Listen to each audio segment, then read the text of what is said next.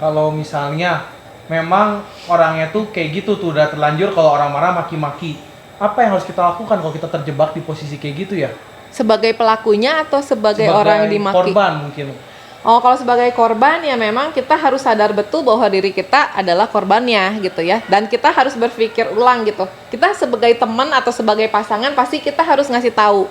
Kamu marah gitu misalnya. Terus kamu maki-maki gitu. Kalau kamu marah tuh kamu marahin saya dan saya tuh merasa sakit hati gitu. Nah, itu yang harus dikasih feedback sih sebenarnya. Dengan di waktu yang tepat, dengan cara yang tepat, kita harus bilang kalau saya ketika kamu marah dan kamu memaki-maki saya tuh sakit hati gitu. Itu sebenarnya harus disampaikan. Bisa nggak kamu cari cara lain supaya kamu tidak mengeluarkan kata-kata yang kasar saat berhubungan dengan saya gitu. Jadi itu bisa dibahas sih sebenarnya, diomongin di saat dia sudah tidak emosi. Karena kalau orang lagi emosi, kan dia nggak akan bisa berpikir jernih ya. Jadi harus tunggu momen dimana dianya emosinya reda dulu, baru kita omongin baik-baik gitu. Kalau dianya memang sayang sama kita, dia memang mau menjalin hubungan lebih lanjut sama kita, pasti dia juga ada niat untuk mau berubah sih, untuk mau terima, oh dia tuh sakit hati, someday itu pasti dia akan ada usaha untuk lebih mengendalikan diri gitu. Nah, yang harus digarisbawahi di waktu yang tepat ya teman-teman. Jangan lagi marah-marah kalian bahas begini, meledak orang. Di waktu yang tepat gitu ya. Jadi ketika kita ingin membicarakan tentang kamu kalau marah jangan gini dong, aku kan jadinya nggak enak atau kan sakit hati, kita bicarain di waktu yang tepat. Misal kita ajakin makan dulu mungkin. Ajakin makan dulu, terus tiba-tiba itu coba ditanyain. Jangan ketika dia lagi marah kita nanyain, itu kita ngajak berantem namanya dalam suatu hubungan gitu. Nah, berikutnya yang sering banget nih, yang sering banget terjadi adalah pasangan membuat pasangannya itu merasa bersalah. Jadi seolah-olah gua bener nih, lu tuh salah, sehingga pasangan itu jadi merasa tiap ada apa-apa tuh, oh iya, gue yang salah nih, dia lagi yang bener nih, oh dia bener, gue salah lagi. Jadi lama-lama itu timbul rasa bersalah tuh. Iya benar-benar. Dalam toxic relationship satu cirinya tuh ini. Jadi kita sering kali ada salah satu pihak yang disalah-salahkan terus sehingga harga dirinya jadi turun. Jadi kadang mikir, aku tuh sebenarnya becus nggak sih jadi orang gitu, atau aku tuh sebenarnya kok gini banget ya gitu, masa pasangan aku kayaknya tertekan, aku kayaknya memang nggak bisa pacaran deh misalnya, aku memang jelek banget deh sebagai pribadi. Nah itu suka banyak sering kali muncul dalam hubungan yang toksik. Jadi harga diri kita bisa turun karena dipojokkan gitu dengan kata-kata dari pasangan yang sebenarnya belum tentu kita yang salah ya. Jadi prinsipnya dalam suatu hubungan itu ya, kalau ada masalah itu tidak mungkin disebabkan hanya dari salah satu pihak, pasti. Jadi namanya juga hubungan, ada koneksi. Begitu ada terjadi masalah dalam hubungan ini, pasti kontribusinya ataupun penyebabnya pasti dari dua belah pihak gitu. Jadi dalam hubungan itu pasti ada andil. Terlepas andilnya lebih besar atau lebih kecil, tapi pasti dua-duanya ada andil. Dalam toxic relationship seringkali ada satu yang menjadi korban gitu. Yang dipojokkan terus, disalahkan terus, itu juga bisa terjadi. Atau malah dua-duanya saling memojokkan. Kalau dua-duanya ya, jadi semua tuduh-tuduhan gitu ya, kamu yang salah gitu. Jadi intinya tidak ada upaya untuk introspeksi diri kita bilangnya. Jadi harusnya kalau ada masalah bukan nyalahin siapa yang salah, tapi kita sama-sama harus mikir gitu. Oh, ini masalah ini bisa muncul kayak begini. Aku juga andil salahnya apa, dia juga ada andil apa. Kedepannya mau perbaiki gimana? Itu yang menjadi penting dalam suatu hubungan, bukan nyalah-nyalahin kamu yang salah, aku yang bener gitu. Nah, ini ada salah satu nih cerita menarik nih ya. Kayaknya sering banget nih kalian ngalamin nih ya. Biasanya gini nih, ketika kita udah ribut nih, udah marah-marahan, dari pihak cowok cewek marah-marahan, akhirnya biasanya akhirnya ceweknya ngalah gitu. Oh ya udah, dia akhirnya diem, nggak berani ngomong, akhirnya ya udah dengerin cowoknya marah-marah. Itu toksik nggak sebenarnya maksudnya kalau kayak gitu? Nah, kalau misalnya cowoknya lagi marah, ya memang kalau salah satu marah, kita memang yang waras harus diem dulu ya. Karena kalau ikutan marah ya nggak selesai tuh urusannya. Biasanya kita memang diem dulu. Cuman kalau misalnya toksik itu, karena dalam hubungan yang sehat pun seringkali, nggak sering sih, beberapa kali akan terjadilah kayak begitu. Jadi dalam hubungan yang oke pun bukan berarti nggak pernah marahan, nggak pernah nyalahin, pasti ada lah gitu. Sekali dua kali kita hilaf gitu ya melakukan itu saking emosinya dan keluar, itu suatu hal yang wajar. Yang membedakan adalah dalam toksik itu ada jadi pola, jadi kebiasaan.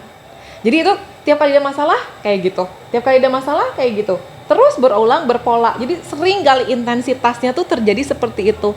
Ya, jadi bukan berarti dipasang di dalam hubungan yang sehat pun tidak pernah terjadi itu. Manusia tuh pasti pernah lah, apalagi dalam hubungan pasti akan melakukan suatu kesalahan, cuman tidak terus-terusan dan berulang-ulang sehingga akhirnya bikin kita ngerasa, wah kalau ada masalah kayaknya capek banget hidup gue ya gitu. Misalnya pasti aku yang salah, pasti aku yang salah, kan pasti aku yang salah, pasti aku yang dimarahin. Kalau udah ada pemikiran pasti aku yang salah, pasti aku yang dimarahin, nah Itu udah toxic relationship pasti. Karena harusnya dalam hubungan yang benar nggak ada tuh konsep pemikiran bahwa kalau ada permasalahan pasti aku yang salah, pasti aku yang salah, pasti aku yang salah, dia yang benar. Konsep kayak gitu tuh nggak ada gitu. Tuh, jadi dalam hubungan tuh ada konsep itu bukan aku atau kamu yang salah, tapi kita mungkin yang sama-sama salah. Dan dimana ketika kita membuat kesalahan, harusnya kita juga yang memperbaiki, kita loh, bukan kamu yang memperbaiki, aku yang memperbaiki, tapi kita sama-sama ngobrolin solusinya, terus kita perbaiki lagi supaya kedepannya kalau sampai terjadi lagi nggak kayak gini lagi gitu mungkin ya Yep, maksudnya gitu. betul banget. Wih, Oke, dan yang ciri paling terakhir yang paling sering nih ya, biasanya tuh kalau yang toksik itu adalah pengambilan keputusannya itu cuma dilakukan oleh salah satu pihak. Jadi salah satu pihak yang ngambil keputusan, pihak yang lain menerima. Apakah selalu kalau dalam pengambilan keputusan harus oleh dua belah pihak? Apakah harus setiap keputusan tuh dirundingkan dulu baru kita ambil keputusan? Nggak bisa gitu salah satu pihak langsung ngambil gitu dalam misalnya memutuskan suatu, baik itu masalah maupun memutuskan suatu hal gitu. nah ini good point ya, bahwa dalam relasi itu yang salah satu fondasi yang paling penting adalah komunikasi.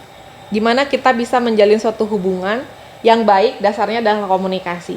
Mengenai masalah pengambilan keputusan, memang idealnya adalah saya punya pendapat A, kamu punya pendapat B, ayo kita obrolin. Mana yang menjadi pendapat kita, balik lagi, mana yang jadi kesepakatan kita gitu.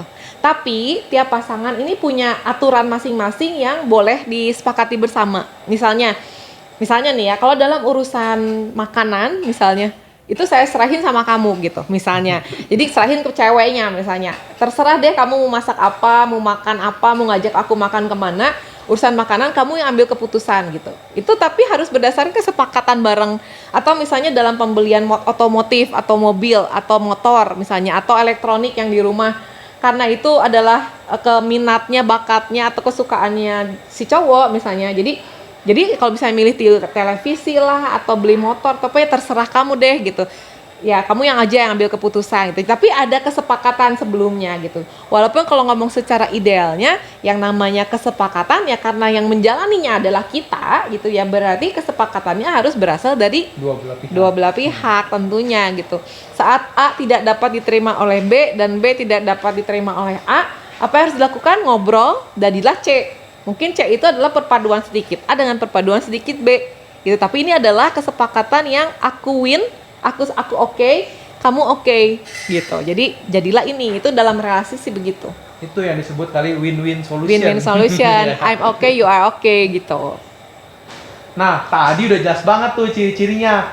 Masih bilang nih kalau hubungan kalian gak toksik atau masih tetap nggak ngeh. Wah, padahal cirinya udah jelas banget tuh. Nah, sekarang kalau kalian udah menyadari hubungan kalian toksik, apa yang harus dilakuin? Bagaimana solusinya ketika suatu hubungan udah toksik gitu? Langsung aja kita tanyain.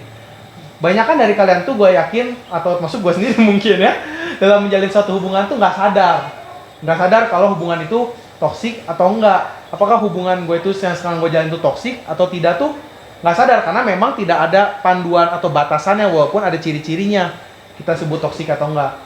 Nah, misalnya kalau sekarang memang kita toksik, setelah kalian menonton ini kalian menyadari bahwa hubungan kalian toksik, apa yang harus dilakukan? Oke, memang banyak yang nggak sadar kalau hubungannya toksik ya, karena banyak juga nggak tahu, atau misalnya ada yang udah tahu tapi tidak mau beranjak gitu dari hubungan ini ya. Sebenarnya kalau hubungan kita toksik, apa yang harus kita lakukan? Ya sebenarnya bisa memperbaiki diri sih. Maksudnya, apakah kalau orang sudah berada dalam hubungannya toksik, artinya hubungan itu harus kandas gitu ya? Dalam arti ada hubungan itu harus diakhiri. Sebenarnya nggak juga. Hubungan toksik itu bisa setelah kita, kalau yang penting syaratnya satu, kita sadar kalau hubungan kita ini nggak sehat nih sebenarnya. Dan kita sama-sama mau memperbaiki ke hubungan yang lebih sehat gitu. Jadi hubungan toksik ini masih bisa diperbaiki selama kedua belah pihak mau berusaha untuk memperbaiki diri masing-masing dan memperbaiki hubungan. Jadi kalau udah sadar solusinya gimana? Ya harus memperbaiki gitu. Kalau sampai misalnya ada kekerasan, sampai misalnya terlalu banyak kata-kata yang memojokkan bikin harga diri jadi turun, ya itu harus diperbaiki. Kalau misalnya benar kita sayang sama orang itu, dan orang itu benar sayang sama kita, pasti mau sama-sama berjuang untuk memperbaiki supaya hubungan ini semakin lebih baik gitu. Tapi kalau misalnya sudah tidak ada upaya dari kedua belah pihak untuk mau memperbaiki hubungan toksik ini kan akan sangat menguras energi ya.